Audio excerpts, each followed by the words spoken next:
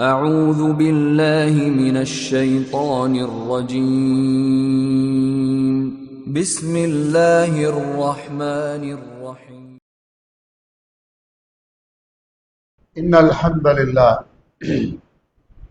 نحمده ونستعينه ونستغفره ونؤمن به ونتوكل عليه ونعوذ بالله من شرور أنفسنا ومن سيئات أعمالنا من يهده الله فلا مضل له ومن يضلل فلا هادي له وأشهد أن لا إله إلا الله وحده لا شريك له وأشهد أن محمدا عبده ورسوله أرسله بالهدى ودين الحق ليظهره على الدين كله ولو كره المشركون صلى الله على محمد وعلى آله وأصحابه وأتباعه أجمعين أما بعد فيا عباد الله أوصيكم ونفسي أولا بتقوى الله فإن التقوى زاد للآخرة الله تبارك وتعالى يقول في محكم تنزيله العظيم يا أيها الذين آمنوا اتقوا الله حق تقاته ولا تموتن إلا وأنتم مسلمون يا أيها الناس اتقوا ربكم الذي خلقكم من نفس واحدة وخلق منها زوجها وبث منهما رجالا كثيرا ونساء واتقوا الله الذي تساءلون به والأرحام إن الله كان عليكم رقيبا يا أيها الذين آمنوا اتقوا الله وقولوا قولا سديدا يصلح لكم أعمالكم ويغفر لكم ذنوبكم ومن يطع الله ورسوله فقد فاز فوزا عظيما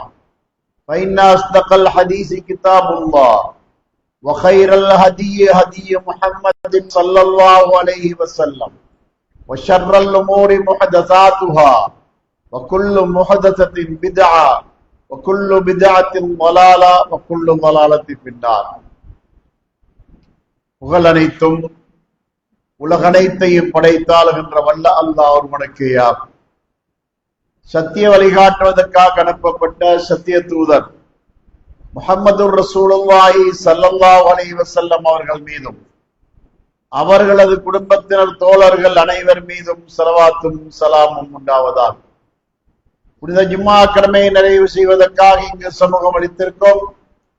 எல்லாம் வல்ல அல்லாஹ்வின் நல்லடியார்களே, அன்புள்ள தோழர்களே, எவ்வாறானதொரு வாழ்க்கையை கொண்டு இன்மை மர்மை வெற்றியையும் அல்லாஹ்வின் அன்பையும் அருளையும் அவனுடைய அருட்கொடை என்னும் சுவர்க்கத்தையும் அடைந்து கொள்ள முடியுமோ அந்த வாழ்க்கையை எவ்வளவு சிரமத்துக்கு மத்தியிலும் கடைபிடித்தொழுகுமாறும், எவ்வாறானதொரு வாழ்க்கையை கொண்டு இன்மை மர்மையின் தோல்வியையும் அல்லாஹ்வின் கோபத்தையும் தண்டனையையும் கொடிய நரகத்தையும் அடைந்து கொள்ள வேண்டி வருமோ அந்த வாழ்க்கையிலிருந்து முழுமையாக விலகி நடந்து கொள்ளுமாறும் முதலில் எனக்கும் அப்பால் உங்களுக்கும் உறுதியாக வசியத்தை செய்து கொள்கிறேன்.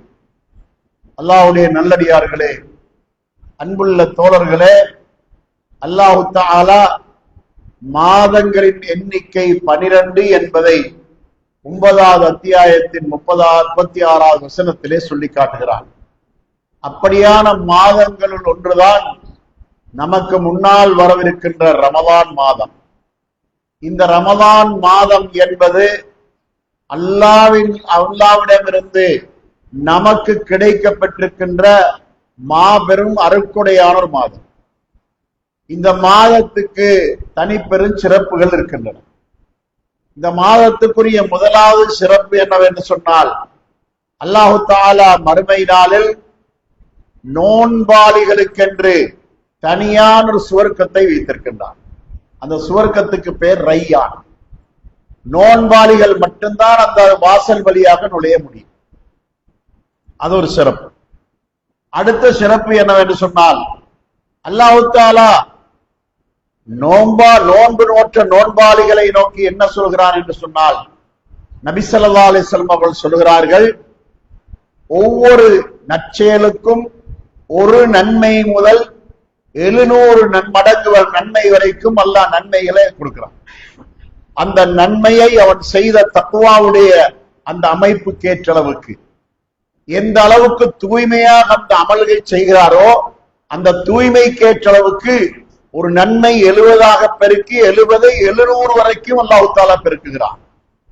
நபி ஸல்லல்லாஹு அலைஹி வஸல்லம் சொல்கிறார்கள், இல்ல ஸௌம், நோன்பை தவிர.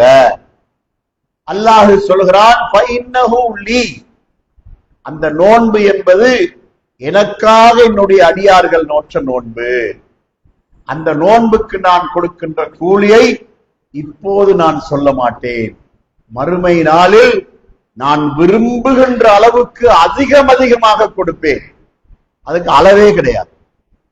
அந்த நோன்பை எந்த அளவுக்கு தக்குவாவோடு தூய்மையோடு நோட்கிறார்களோ அதற்கேற்ற அளவுக்கு எண்ணிக்கை இல்லாத கூலிகளை இந்த நோன்புக்கு வழங்குவதாக அல்லாஹு தஆலா சொல்லுகின்ற செய்தியை நபி ஸல்லல்லாஹு அலைஹி வஸல்லம் அவர்கள் நமக்கு சொல்லி காட்டுகின்றார்.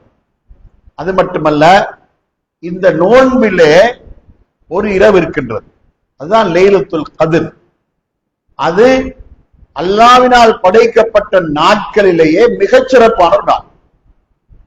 அந்த நாளை பற்றி அல்லாஹ் சொல்லாமல் அந்த நாளின் பாதியை சொல்கிறான். என்ன? இரவு. அந்த நாளின் இரவு இருக்கின்றதே, அந்த இரவு 1000 மாதங்களை விட சிறந்தது. 1000 மாதத்தை வருடமாக பிரித்து பார்த்தால் 83 வருடங்களும் 4 மாதங்கள். அந்த ஒரு இரவு ஒருவருக்கு நன்மை செய்யும் நிலையில் கிடைத்து விட்டால் 83 வருடங்களும் 4 மாதங்கள் தொடர்ச்சியாக நன்மை செய்தவராக அல்லாஹ்விடத்திலே கிடைக்கப்படுகிறார். நாம நம்முடைய ஆயுள் ஒரு 70 வயதில் வைத்துக் கொள்ளுங்கள். 70 வயதிலும் நாம் நன்மைகளும் செய்கிறோம், தீமைகளும் செய்யக்கூடிய சூழ்நிலைகள் வருகிறது. அதே நேரத்திலே நாம் நன்மை செய்கின்றவர்களாகவும் இருக்கின்றோம், தொழுகின்றவர்களாகவும் இருக்கின்றோம், ஏனைய நற்காரியங்கள் செய்கின்றவர்களாகவும் இருக்கின்றோம், இல்லாமலும் இருக்கின்றோம். ஆனா இந்த லைலத்துல் கத்ர் என்ற அந்த ஒரு இரவு இருக்கின்றதே, அந்த இரவில் முழுமையாக நன்மையே செய்து கொண்டிருந்தால் 83 வருடங்களும் 4 மாதங்கள் தொடர்ச்சியாக நன்மை செய்தவராக கணிக்கப்படுகிறார். அவ்வளவு சிறப்பான ஒரு இரவு அது.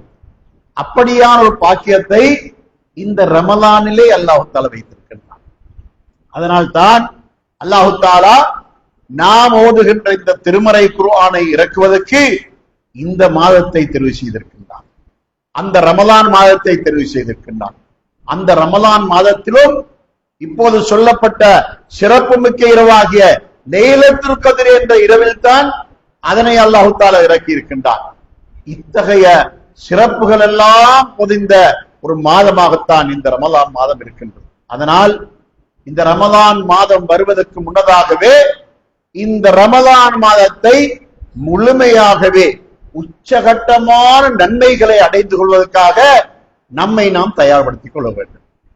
அதாவது ஒரு வீட்டிலே ஒரு திருமணம் நடக்கப் போகிறது. அந்த திருமணம் நடப்பதற்கு முன்னதாக எத்தனை ஏற்பாடுகள், பலதரப்பட்ட ஏற்பாடுகள்.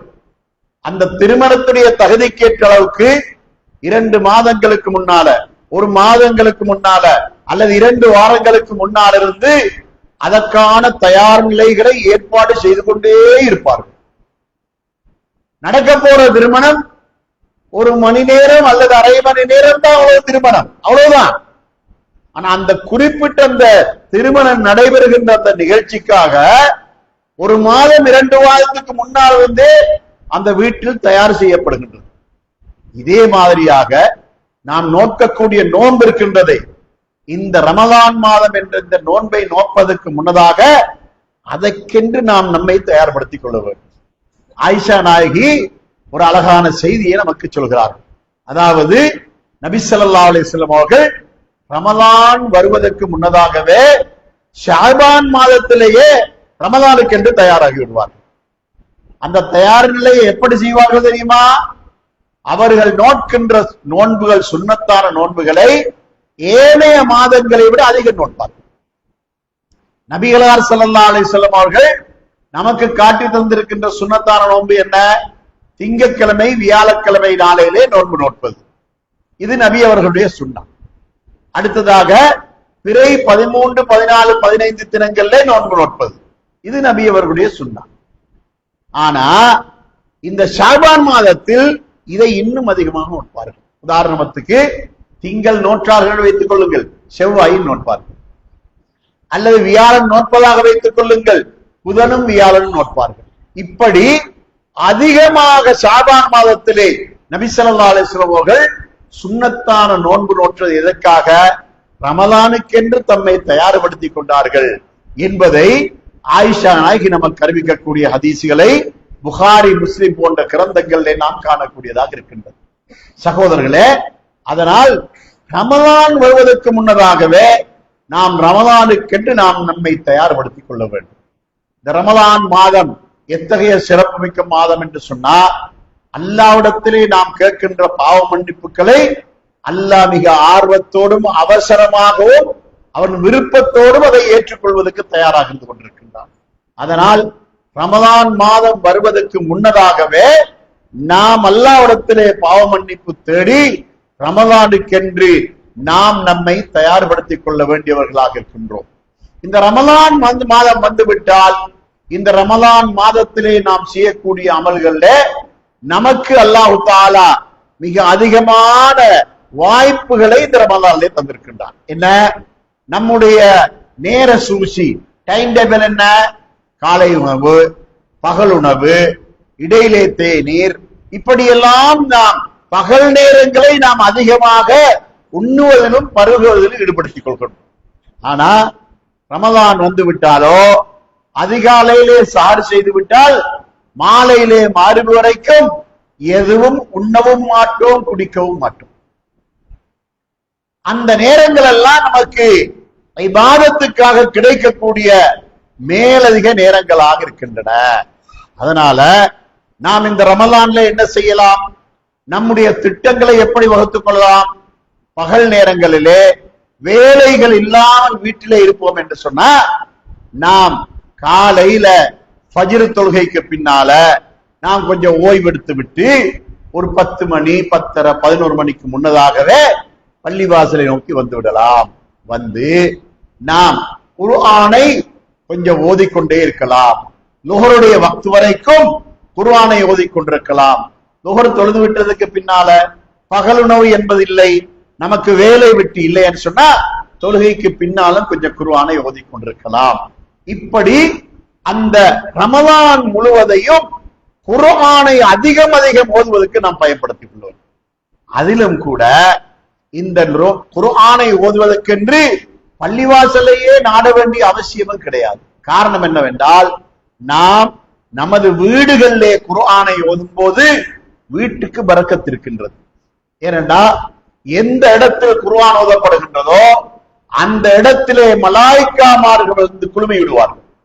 கூட்டம் கூட்டமாக மலாய்க்காமார்கள் குர்ஆன் ஓதுகின்ற இடத்துக்கு வந்து விடுவார்கள். நமது வீட்டிலே நாம் குர்ஆன் ஓதினா அந்த வீட்டுக்குள்ளே மலக்குகள் வந்து விடுவார்கள். அதாவது போலீஸ்காரன் வந்து விட்டா இருக்கக்கூடிய கள்ளன்கள், கயவர்கள், இந்த திருடர்கள் எல்லோரும் ஓடிடுவார்கள் தானே, யாரும் இருக்க மாட்டார்கள். போலீஸ்காரனை கண்டுட்டா எல்லாரும் ஓடிடுவாங்க. இதே மாதிரி மலாய்க்காமார கண்டுட்டா ஷைத்தான் ஓடிடுவான். அந்த வீட்டுக்குள்ள ஷைத்தான் இருக்க மாட்டான். நம்ம வீட்டுல நோன்பு நோற்றவர்களாக வீட்டிலே குர்ஆனை ஓதிக்கொண்டிருந்தால் ஷைத்தான் அந்த வீட்டுக்குள்ளே இருக்க மாட்டான். அந்த வீட்டுக்குள்ளே மலாய்க்காமார்கள் நிரம்பி இருப்பார்கள். இதுக்கு ஒரு நல்ல சம்பவம் நடந்தது. அதாவது நபி ஸல்லல்லாஹு அலைஹி வஸல்லம் அவருடைய தோழர்களிலே மதீனா வாசியான ஒரு தோழருடைய பெயர் உஸைத் இப்னு ஹுதைர் ரலியல்லாஹு அன்ஹு. அந்த நபி தோழர் இரவிலே தஹஜ்ஜுத் தொழுகை முடிந்ததுக்கு பின்னால அவர் சூரத்துல் பக்ராவை ஓதிக்கொண்டிருக்கிறார். அவருடைய குழந்தை அவருக்கு பக்கத்துல உறங்கிக் கொண்டிருக்கின்றது. அதே போல அதுக்கு சற்று தூரத்துல அவருடைய குதிரை கட்டப்பட்டிருக்கிறது. நாம இன்றைக்கு நம்முடைய வீடுகள்ல மாடி வீடுகள் கட்டுவது போல அன்று சஹாபாக்களுடைய வீடுகள் இருக்கிறது, குடிசை வீடுகள். பக்கத்துல குதிரை கட்டப்பட்டிருக்கிறது. இப்போது இந்த சூரத்துல் பக்ராவை ஓதிக்கொண்டே இருக்கின்ற நேரத்துல குதிரை திமிரி கைத்தை அறுத்து கொள்ள முயற்சி செய்கின்றது. இப்பொழுது ஓதுவதை நிறுத்தினார்கள். நிறுத்தி கொஞ்சம் பார்த்தார்களா, குதிரை அடங்கிவிட்டது. மறுபடி கொஞ்ச நேரத்தில் மீண்டும் ஓதினார்கள். மறுபடியும் அதே போல குதிரை திமறுகிறது. மறுபடி நிறுத்தி பார்த்தார்கள், குதிரை அடங்கிவிட்டது. மூன்றாவது முறை ஓதினார்களா, அதே நிலைமையில் குதிரையை கண்டார்கள். இப்போது என்ன செய்தார்கள், ஓதுவதை நிறுத்தினார்கள். காரணம் என்ன தெரியுமா, பக்கத்துல குழந்தை உறங்கிக் கொண்டிருந்தது. கைத்தை அரைத்துக் கொண்டு அது பாய்ந்து வருகின்ற போது குழந்தையை நிறுத்தி விட்டால் என்ற பயத்தின் காரணமாக ஓதுவதை நிறுத்திவிட்டு, ஏன் தான் இந்த குதிரை இப்படி தடுமாறுகிறது என்பதை பார்த்து விடுவோம், யாராவது திருடர்கள் வந்திருக்கிறதா அல்லது ஏதாவது ஒரு அபாயமா என்று பார்ப்பதற்காக வீட்டுக்கு வெளியில போய் நாலா பக்கம் சுத்தும் முத்தும் பார்த்தாரு, ஒன்றும் இல்லை. அப்படியே வானத்தின் பக்கம் தலையை உயர்த்தி பார்த்தா ஆயிரக்கணக்கான அலங்கார விளக்குகளை கொண்டு இந்த ஆகாயம் அலங்கரிக்கப்பட்டிருக்கின்ற காட்சியை பார்க்கிறார். விளக்குகள், வெளிச்சம். நாம எப்படி இந்த விசேஷ தினங்கள்ல லைட்டுகளை போட்டு பாதை நெடுக நாம அலங்கரிக்கிறோமோ, அது போன்ற ஒரு அலங்கார காட்சியை கண்டார். அது கொஞ்சம் கொஞ்சமாக மங்கி கொண்டு போவதையும் கண்டார். அது கொஞ்ச நேரத்தில் முழுமையா மங்கி விட்டது. அவர் பள்ளிவாசலுக்கு செல்கிறார். ஃபஜ்ருடைய நேரம். நபி ஸல்லல்லாஹு அலைஹி வஸல்லம் அவர்களை சந்தித்து இந்த நிகழ்ச்சியை சொல்லி காட்டினார். குர்ஆன் ஓதியது, குதிரை திமிரியது, அதை ஓதுவதை நிறுத்தியது என்ற சகல செய்திகளை சொல்லி காட்டினார். நபி ஸல்லல்லாஹு அலைஹி வஸல்லம் சொன்னார்கள், செய்தே, நீர் மாத்திரம் நீ ஓதுவதை நிறுத்தாமல் ஃபஜ்ருடைய அதான் வரைக்குமே ஓதிக்கொண்டிருந்திருந்தால் பள்ளிவாசலுக்கு தொழுகைக்கு வருகின்றவர்கள் கூட ஆகாயத்திலே அந்த காட்சியை பார்த்திருப்பார்களே. அது என்ன தெரியுமா, நீ குர்ஆனை ஓதுவதை காது தாழ்த்தி கேட்பதற்காக அல்லாஹ்வுடைய மலக்குகளின் கூட்டம் வந்து அந்த அந்தரத்திலே அவர்கள் வந்து நின்று கொண்டிருந்தார்கள். அவர்கள் இருந்த அவர்களுடைய வெளிச்சம் தான் அந்த பிரகாசமாக இருந்தது என்று நபி ஸல்லல்லாஹு அலைஹி வஸல்லம் சொல்லி காட்டினார். இது நமக்கு எதனை காட்டுகின்றது? நாம வீட்டுல இரவில் குர்ஆனை ஓதினாலோ பகலில் குர்ஆனை ஓதினார்களோ உஸைத் இப்னு ஹுதைர் ரலியல்லாஹு அன்ஹுக்கு அந்த வெளிச்சம் தோன்றியது போல நமக்கு வெளிச்சம் தோன்ற போவதில்லை. அதாவது சஹாபாக்கள் நிறைய பேர் குர்ஆன் ஓதினார்கள். எல்லா சஹாபாக்களுக்கும் அந்த காட்சி தென்படவில்லை. இந்த ஒரு சஹாபிக்கு தான் தென்பட்டது. இது அல்லாஹ்வுடைய அற்புதம். ஆனா குர்ஆன் ஓதப்படுகின்ற இடத்துக்கு மலக்குகள் சமூகம் அளிக்கிறார்கள் என்ற அந்த விஷயம் மட்டும் ஆதாரபூர்வமானது, சரியானதுதான். எனவேதான் அங்கு நபி ஸல்லல்லாஹு அலைஹி வஸல்லம் அவர்கள் உஸைத் ரலியல்லாஹு அன்ஹு பார்த்து சொன்னார்கள், நீ ஓதுவதை நிறுத்தாமல் ஃபஜ்ர் வரைக்குமே ஓதிக்கொண்டிருந்திருந்தால் ஃபஜ்ர் தொழுகைக்காக பள்ளிவாசலுக்கு வருகின்றவர்கள் கூட அந்த காட்சியை பார்த்திருப்பார்களே. அதனால நாம் என்ன செய்யலாம், வீட்டிலே நாம் மட்டுமல்ல மனைவியை ஓத வைக்க வேண்டும், பிள்ளைகளை ஓத வைக்க வேண்டும், நாமும் ஓத வேண்டும். இப்படி வீட்டிலே குர்ஆனை ஓதிக்கொண்டே இருப்பதனால வீட்டுக்கு நிறைய பரக்கத்து வருகின்றது. அது மட்டுமல்ல, நபி ஸல்லல்லாஹு அலைஹி வஸல்லம் சொன்னார்கள், எந்த வீட்டில் சூரத்துல் பக்ரா ஓதப்படுகின்றதோ அந்த வீட்டுக்கு அல்லாஹ்வுடைய பரக்கத்து குறைய மாட்டாது. அது மட்டுமல்ல, அந்த வீட்டிலே இருந்து ஷைத்தான் தலதரிக்க ஓடிடுவான், விரண்டோடிடுவான். ஷைத்தான் அந்த வீட்டுக்குள்ளே இருக்க மாட்டான் என்று நபி ஸல்லல்லாஹு அலைஹி வஸல்லம் சொல்லி காட்டினார்கள். அதனால ரமலானில் மட்டும் கிடையாது, காலமெல்லாம் நாம் குர்ஆனை அதிகம் ஓத வேண்டும். ஆனால் ரமலானிலே நமக்கு ஓதுவதற்கு நேரம் அதிகமாக கிடைக்கின்றது. ஏனென்றா பெண்கள் எல்லாம் காலை நேரத்திலும் பகல் நேரத்திலும் சமையல்ல ஈடுபடுவார்கள். அந்த வேலை அவர்களுக்கு இல்லை. அதே போல சமைத்து முடிந்ததற்கு பின்னால அவர்களுக்கு உணவு, பிள்ளைகளுக்கு வீட்டில் உள்ளவர்களுக்கு உணவு பரிமாறுவதற்கு ஈடுபடுவார்கள். அதுவும் அவர்களுக்கு இல்லை. அதனால ஆண்களும் தான் பெண்களும் தான் வீட்டிலே ரமலானுடைய காலத்திலே அதிகம் அதிகம் குர்ஆனை ஓத முடியும். அதனால நீங்கள் உங்களுடைய பெண்களுக்கும் இந்த செய்தியை சொல்லி வீட்டிலே குர்ஆனை அதிகமாக ஓதுவதற்கு தயாராகி விட வேண்டும். அதிலும் இன்னும் ஒரு முக்கியமான விடயம் என்ன, அல்லாஹு தஆலா இந்த திருமறை குர்ஆன் அருளியதை பற்றி சொல்லும் போது இன்னா அன்ஸல்னாஹு ஃபீ லைலத்தின் முபாரகா, நாம் இந்த குர்ஆனை பரக்கத்து நிரம்பிய ஒரு இரவிலே இறக்கினோம். அது என்ன, இன்னா அன்ஸல்னாஹு ஃபீ லைலத்தில் கத்ர், நாம் இந்த குர்ஆனை லைலத்துல் கத்ருடைய இறக்கினோம். ஷஹ்ரு ரமதான் அல்லதி உன்சில ஃபீஹில் குர்ஆனு ஹுதல் லின்னாசி வ பையினாத்தின் மினல் ஹுதா வல் ஃபுர்கான், இந்த ரமலான் மாதத்தில் தான் நேர் வழியையும் தெளிவான வழிகாட்டலையும் அறிவிக்கக்கூடிய குர்ஆனை அல்லாஹ் தஆலா இறக்கினான் என்ற செய்திகளை எல்லாம் அல்லாஹ் திருமறை குர்ஆனிலே சொல்லுகின்றான். அந்த அடிப்படையிலே இந்த குர்ஆன் இருக்கின்றது அல்லவா, இந்த குர்ஆன் நமக்கு புரியாத அரபு மொழியில் மட்டும் ஓதுவதற்கு வந்த குர்ஆன் அல்ல இது.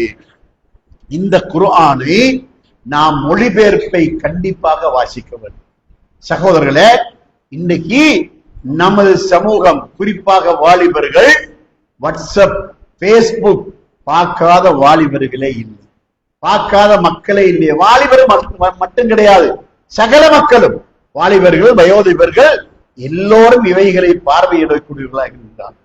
அதில் வருகின்ற செய்திகளை வாசிக்கின்றவர்களாக இருக்கின்றார்கள். அதில் இருக்கின்ற ரெக்கார்டுகளை எப்படி காது கொடுத்து கேட்கிறார்களோ அதே போல அதில் எழுதப்பட்ட செய்திகளை வாசிக்கின்றவர்களாக இருக்கின்றார்கள். இந்த அளவுக்கு வாசிப்பு தன்மை என்று அதிகமாக இருப்பதை பார்க்கின்றோம்.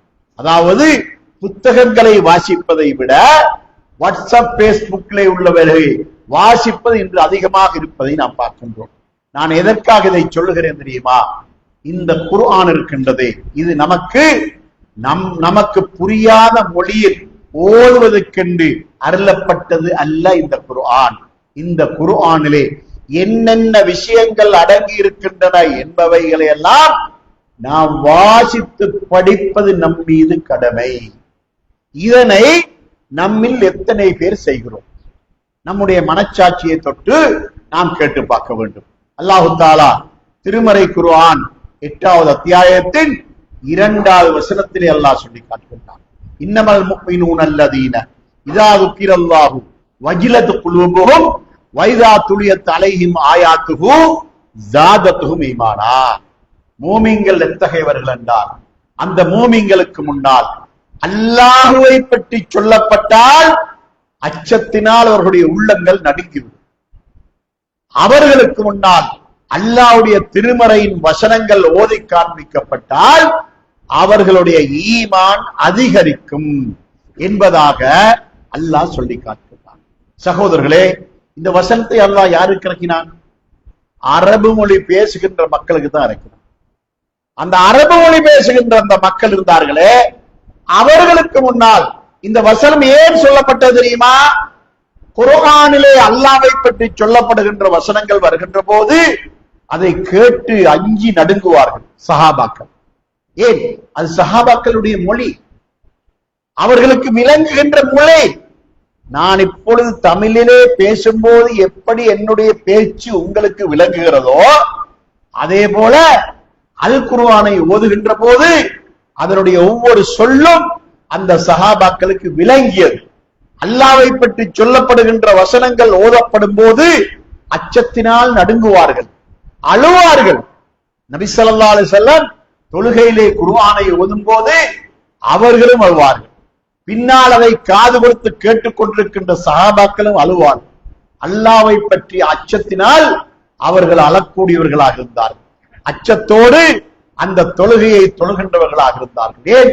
அவர்களுடைய மொழி அவர்களுக்கு விளங்கியது. அதே போல அல்லாஹ்வுடைய திருமறை வசனங்கள் அவர்களுக்கு முன்னால் ஓதி காட்டப்படுகின்ற போது அவருடைய உள்ளங்கள் நடுங்கின என்று அல்லாஹ் சொல்கின்றான். அவர்களுடைய ஈமான் அதிகரித்தது என்று அல்லாஹ் சொல்கிறான். ஸாதத்துஹும் ஈமானா, அவருடைய ஈமான் அதிகரித்தது என்று அல்லாஹ் தஆலா சொல்கிறான். ஏன் ஈமான் அதிகரிப்பதற்கு காரணம் என்ன? நரகத்தை பற்றிய வசனங்கள் வந்தால் அச்சத்தினால் அவர்கள் அழுவார்கள். சுவர்க்கத்தை பற்றிய வசனங்கள் வந்தால் இந்த சுவர்க்கத்தை எப்படியாவது அடைந்து கொள்ள வேண்டுமே என்ற ஆர்வத்தோடு அவர்கள் அதிகமாக நன்மைகள் செய்வார்கள். இப்படி இந்த குர்ஆன் அவர்களுக்கு விளங்கியதனால் தான் அவர்கள் இப்படியெல்லாம் இந்த குர்ஆனின் பக்கமாக அவர்கள் நெருக்கமாக இருந்தார்கள். இன்று நாமும் அந்த சஹாபாக்களை போன்று நம்மை மாற்றிக்கொள்ள வேண்டுமாயிருந்தால் நாம் செய்யக்கூடிய முக்கியமான பணி என்ன? இந்த குர்ஆனை நமக்கு விளங்குகின்ற மொழியிலே வாசிக்க தொடங்க வேண்டும். ஆரம்பத்திலிருந்து கடைசி வரைக்கும் வாசிக்க வேண்டும். சில புத்தகங்களை நாம் வாசிக்கிறோம், ஒரு 10 தாள் வாசித்து விட்டு அடையாளம் வைத்து நிறுத்தி விடுகின்றோம். நாளை மறுபடியும் அந்த இடத்திலிருந்து தொடங்கி மீண்டும் ஒரு 10ஓ 15ஓ தாள் வாசிக்கிறோம், மறுபடியும் அடையாளம் வைத்து விடுகின்றோம். அடுத்த நாளிலிருந்து தொடர்ச்சியாக வாசித்து அந்த புத்தகத்தை வாசித்து முடிக்கிறோம் அல்லவா?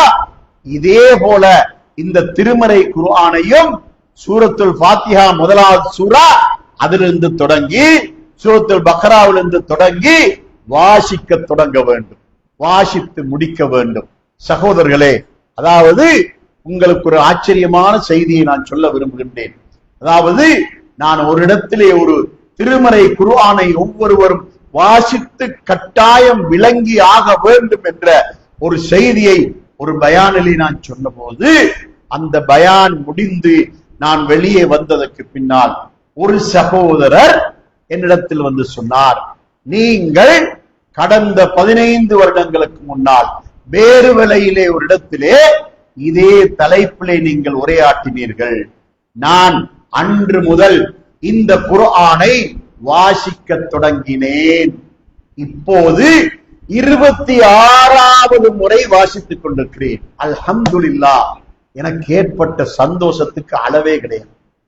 அவர் சொல்லுகிறார், 25 முறை முடித்து விட்டேன், இப்போது 26வது முறை வாசித்துக் கொண்டிருக்கிறேன் என்று சொல்லுகிறார். ஏன்? அவருக்கு, அதாவது இந்த வசனத்திலே சொல்லப்பட்ட போது அல்லாஹ்வுடைய வசனங்கள் ஓதி காண்பிக்கப்பட்டால் அவருடைய ஈமான் அதிகரிக்கும் என்று அல்லாஹ் சொன்னானே, அது அந்த சகோதரருக்கு ஏற்பட்டு விட்டது. அதனால அவர் தொடர்ந்து குர்ஆனோடு தொடர்புடையவராக இருக்கிறார். அதனால நாம் என்ன செய்ய வேண்டும்? இந்த குர்ஆனை வாசிக்க தொடங்கிவிட வேண்டும், தொடங்கி முழுமையாக வாசிக்க வேண்டும். அல்லாஹு தஆலா மறுமை நாளில் நம்மை எழுப்பி விசாரணை செய்கின்ற நேரத்திலே அல்லாஹ் இப்படி ஒரு கேள்வி கேட்டால் நாம் எப்படி பதில் சொல்ல போகிறோம்? எப்படி? நான் என்னுடைய குர்ஆனை நீங்கள் நேர்வழி பெறும் பொருட்டு இந்த குர்ஆனை அரபு மொழி பேசுகின்ற சமுதாயத்துக்கு இறக்கினேன். அவர்கள் வாசித்தார்கள், விளங்கினார்கள், என்னை பற்றிய செய்திகள் வரும்போது அஞ்சினார்கள், என்னுடைய வசனங்களை கேட்டபோது ஈமான் அதிகரித்தது. ஆனால் உன்னுடைய மொழி என்ன கேட்டால் தமிழ். தமிழ் மொழியில இந்த குர்ஆனை உன்னுடைய வாழ்நாளில் ஒரு முறையாவது முழுமையாக வாசித்து முடித்தாயா என்று ஒரு கேள்வி கேட்டால் இந்த சபையில் இருக்கின்றவர்களில் எத்தனை பேர் நான் வாசித்தேன் என்று பதில் சொல்ல போகிறோம்? அல்லாவே, நான் வாசித்தேன், மொழிபெயர்க்கப்பட்டது, மொழிபெயர்ப்பு பிரதி எடுத்து வைத்தேன், நான் 10 முறை வாசித்தேன், நான் 20 முறை வாசித்தேன், நான் 15 முறை வாசித்தேன் என்று வாசித்தவர்களால் சொல்ல முடியும். வாசிக்கவில்லையா? அவர்கள் என்ன பதில் சொல்ல போகிறார்கள்? அல்லாஹ்வுடைய கேள்விக்கு என்ன பதில் சொல்லுவார்கள்? அதனால் இந்த குர்ஆன் இருக்கின்றதே, நமக்கு புரியாத மொழியில் ஓதுவதற்காக வந்தது அல்ல இந்த குர்ஆன். ஆனா புரியாமல் ஓதினாலும் ஒரு எழுத்துக்கு 10 நன்மை, சந்தேகம் கிடையாது. நோக்கம் அதுவல்ல. அதாவது ஒரு எழுத்துக்கு 10 நன்மை பெற்றுக் கொள்வதற்காக புரியாத மொழியில் ஓதுவது நோக்கம் அல்ல. எது நோக்கம்? இந்த குர்ஆனிலே அடங்கி இருக்கின்ற அவ்வளவு விஷயங்களை வாசிக்க வேண்டும். சூரா யூசுப் இருக்கின்றது அல்லவா? இந்த சூரா யூசுப்பை ஒரு இளைஞன், ஒரு வாலிபன், திருமணம் முடிக்காத ஒருவன் இந்த சூராவை அல்லாஹ்வை பற்றி அச்சத்தோடு வாசித்தான் என்று சொன்னால் அவன் வாழ்க்கையில ஜினாவின் பக்கம், விபச்சாரத்தை பக்கம் போகவே மாட்டான். ஏன்? அதாவது யூசுப் அலைஹிஸ்ஸலாம் அவர்கள் இளைஞராக இருக்கின்ற இந்த பருவத்திலே அரசனுடைய மனைவி, 4 பக்கம் ஜன்னல்கள் கதவுகள் மூடப்பட்ட நிலைமையில் தனிமையாக வீட்டுக்குள்ளே இருக்கும் போது யூசுப் அலைஹிஸ்ஸலாம் அவர்களை விபச்சாரத்துக்கு வற்புறுத்தினாள்.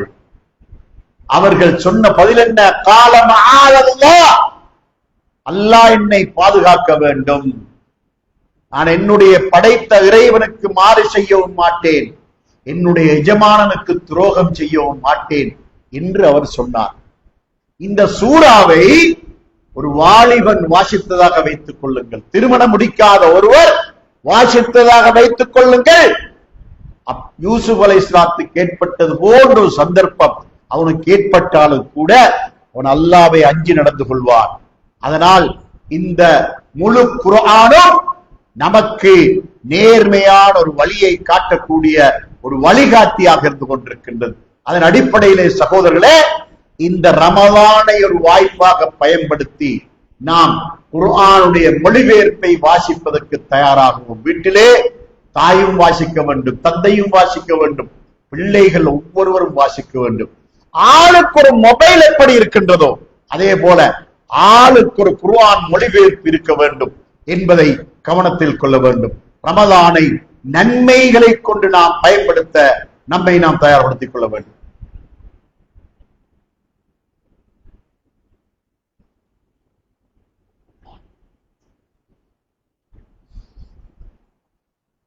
அல்ஹம்துலில்லாஹி ரப்பில் ஆலமீன் வஸ்ஸலாத்து வஸ்ஸலாமு அலா முஹம்மதின் ஸல்லல்லாஹு அலைஹி வஸல்லம் வ அலா ஆலிஹி வ ஸஹ்பிஹி அஜ்மஈன். அம்மா பஅத். யா அய்யுஹல்லதீன ஆமனு தக்குல்லாஹ ஹக்க துகாத்திஹி வ லா தமூதுன்ன இல்லா வ அன்தும் முஸ்லிமூன். அல்லாஹ்வுடைய நல்லடியார்களே, அன்புள்ள தோழர்களே, நமக்கு வாய்ப்பு கிடைக்கின்ற போதெல்லாம் நாம் நன்மைகளை அதிகம் செய்து கொள்ள வேண்டும். இன்னைக்கு நாம் பார்க்கிறோம், வயது முதிர்ந்தவர்கள் நின்று கொண்டு தொழ முடியாமல் கதிரையிலே அமர்ந்து கொண்டு தொழுகிறார்கள். அத்தகையத்துல உட்கார முடியாத காரணத்தினால கதிரையிலே அமர்ந்து தொழுகிறார்கள்.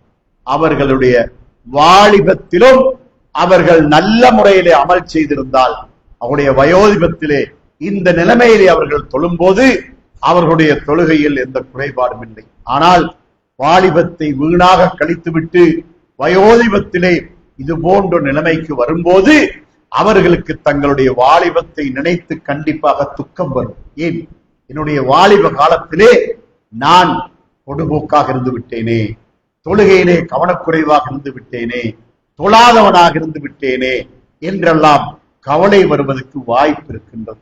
நான் ஏன் இதை சொல்லுகிறேன் என்று சொன்னால், நபி ஸல்லல்லாஹு அலைஹி வஸல்லம் அவர்களது காலத்திலே தொழுகையிலே ஆர்வம் உள்ளவர்களாக சஹாபாக்கள் இருந்தார்கள். அதிலும் சுன்னத்தான தொழுகை, குறிப்பாக தஹஜ்ஜுத் என்று சொல்லக்கூடிய இரவு தொழுகையிலே ஆர்வம் உள்ளவர்களாக அந்த சஹாபாக்கள் இருந்தார்கள். அவர்களிலோ சிறு பிள்ளைகள், 8 வயது 9 வயது 10 வயது பிள்ளைகள் எல்லாம் தஹஜ்ஜுத் தொழுதார்கள் என்ற வரலாறை நமக்கு வரலாறு சொல்லிக் கொண்டிருக்கின்றது. சஹீஹுல் புகாரி, சஹீஹ் முஸ்லிம் என்ற கிரந்தங்களிலே நாம் காணக்கூடிய பல சம்பவங்கள்.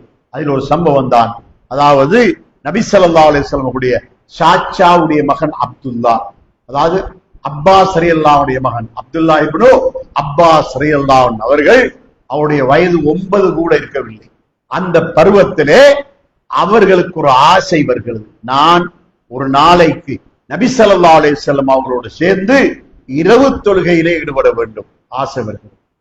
இந்த காலத்துல நாம பள்ளிவாசல்ல ரமலானுடைய காலத்துல இந்த இரவு தொழுகையை ஜமாத்தாக தொழுவது போல நபி ஸல்லல்லாஹு அலைஹி வஸல்லம் அவருடைய காலத்திலே ஜமாத்தாக இந்த தொழுகை இருக்கவில்லை. அதனால சஹாபாக்கள் ஒவ்வொருவரும் தனித்தனியாகத்தான் வீட்டிலே தொழுவார்கள்.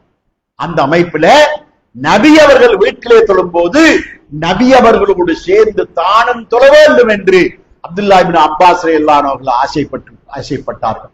அதற்கான ஒரு வாய்ப்பை அவர்கள் எதிர்பார்த்தார்கள். அது என்ன வாய்ப்பு தெரியுமா?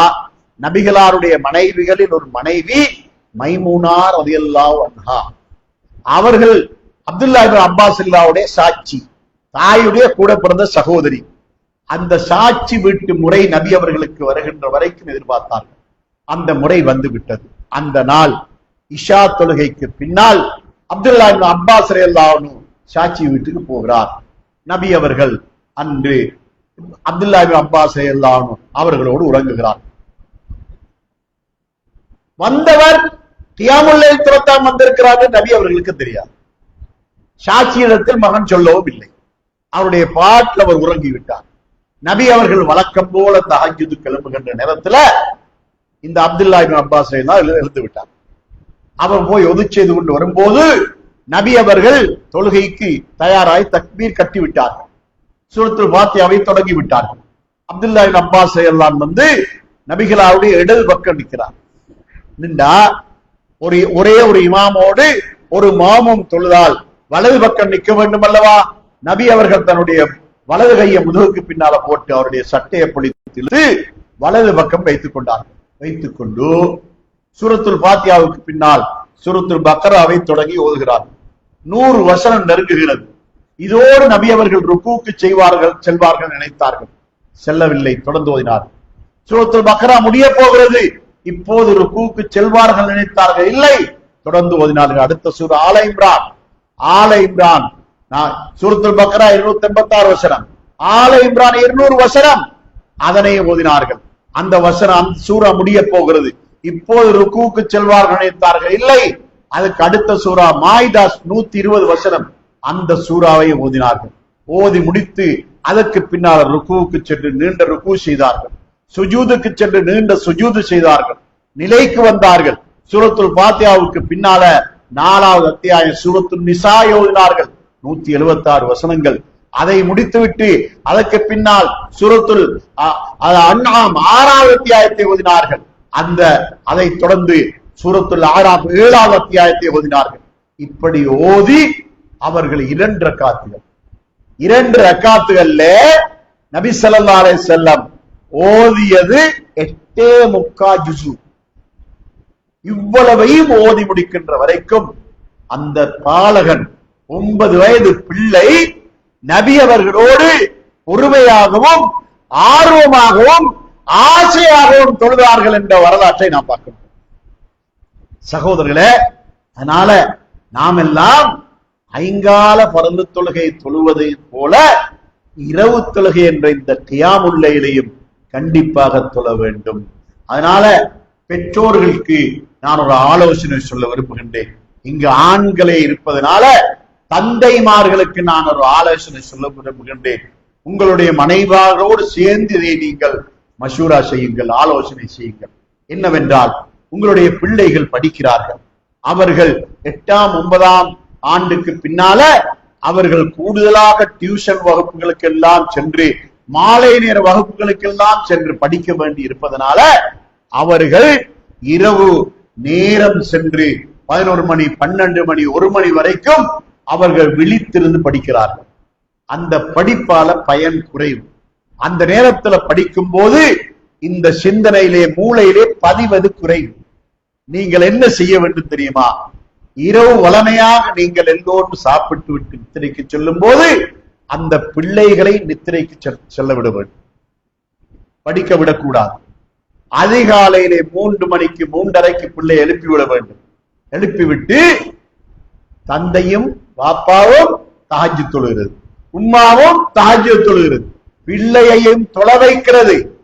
பிள்ளை தொழுதற்கு பின்னால படிக்க தொடங்க வேண்டும். படிக்க தொடங்கினா கிட்டத்தட்ட 3 மணி நேரம் ஆறுதலாக அந்த பிள்ளை படிக்க முடியும். அப்படி படிச்சா அந்த பிள்ளைக்கு கிடைக்கக்கூடிய பிரயோசனம் 2. 1, மூளை ஓய்வெடுத்திருக்கின்ற நேரத்தில் படிக்கின்ற படிப்பு பதிவாகுவதற்கு மிக அவசரமாக பதிவாகிவிடும். 2வதாக அந்த பிள்ளை தினமும் தஹஜ்ஜுத் தொழுகின்ற பிள்ளையாக இருக்க வேண்டும். 3வதாக அந்த தொழுகையின் போது தன்னுடைய கல்வி முன்னேற்றத்துக்காக அந்த பிள்ளை சுஜூதிலே துஆ கேட்க பழகிவிட்டால் அந்த பிள்ளை சாலிகான பிள்ளையாக, நல்ல அறிவு ஞானம் உள்ள பிள்ளையாக அந்த பிள்ளை ஆகிவிடும். அதனால இப்படியான ஒரு ஆலோசனையை நான் உங்களுக்கு சொல்லி வைக்க விரும்புகின்றேன். இப்படியான இந்த தொழுகைக்கு நமக்கு பயிற்சி தரக்கூடிய ஒரு களம்தான் இந்த ரமலான். இந்த ரமலானிலே நாம் கியாமுல் லைல் தொழுகிறோம். அதாவது பள்ளிவாசல்லே 8, 3, 11 ரக்காத் என்ற அடிப்படையில கியாமுல் லைல் தொழுகைக்கு வருகின்றோம். இந்த தொழுகை நீண்ட நேரம் தொழப்பட வேண்டிய தொழுகையாக இருந்து கொண்டிருக்கின்றது. இந்த தொழுகையை நடத்துகின்ற இமாமுக்கு நீங்கள் அவசரமாக தொழுகை நடத்துங்கள், வயோதிபர்கள் வருகிறார்கள், அதே போல நோயாளிகள் வருகிறார்கள் என்று இமாமுக்கு சட்டம் போடக்கூடாது. காரணம் என்ன?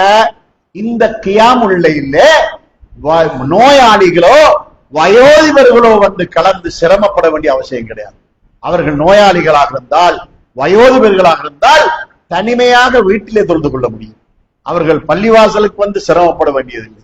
பள்ளிவாசலுக்கு கியாமுல் லைலுக்கு வருகின்றவர்கள் யார் தெரியுமா? 2 மணி நேரம் 3 மணி நேரம் பொறுமையாக தொழக்கூடியவர்களாக வர வேண்டும். இமாம் தொழுகையிலே 1 ஜுஸ்வா 1.5 ஜுஸ்வா 2 ஜுஸ்வா இமாம் ஓதுவாரா இருந்தால் அந்த ஓதலை பொறுமையாக கேட்டு தொழக்கூடியவர்கள் தான் கியாமுல் லைலுக்கு வர வேண்டும். அதனால நம்முடைய தஹஜ்ஜுத் தொழுகையை, கியாமுல் லைலை நமக்கு பயிற்றுவிக்க கூடியதாக 1 மாத காலமாக இந்த தொழுகையை நாம் தொழுவதற்குரிய ஒரு காலமாக இந்த ரமலான் இருந்து கொண்டிருக்கின்றது. அதற்காக நம்மை நாம் தயார்படுத்திக் கொள்ள வேண்டும். நாம் அந்த தொழுகையிலே முதலாவது ரக்காத்திலிருந்து தொடங்கி 11வது ரக்காத்து வரைக்கும் முழுமையாக பங்கு பற்றிக் கொள்வதற்காக இப்போதே நம்மை நாம் தயார்படுத்திக் கொள்ள வேண்டும். அல்லாஹ்வுடைய நல்லடியார்களே, அன்புள்ள தோழர்களே, இந்த ரமலான் நமக்கு பயனுள்ளதாக அமைவதற்காக இப்பொழுதே நம்மை நாம் தயார்படுத்திக் கொள்ள வேண்டும் என்பதை உங்களுக்கு ஆலோசனை சொல்லி விடைபெறுகிறேன். வஆகிரு தஅவானா அனில் ஹம்துலில்லாஹி ரப்பில் ஆலமீன்.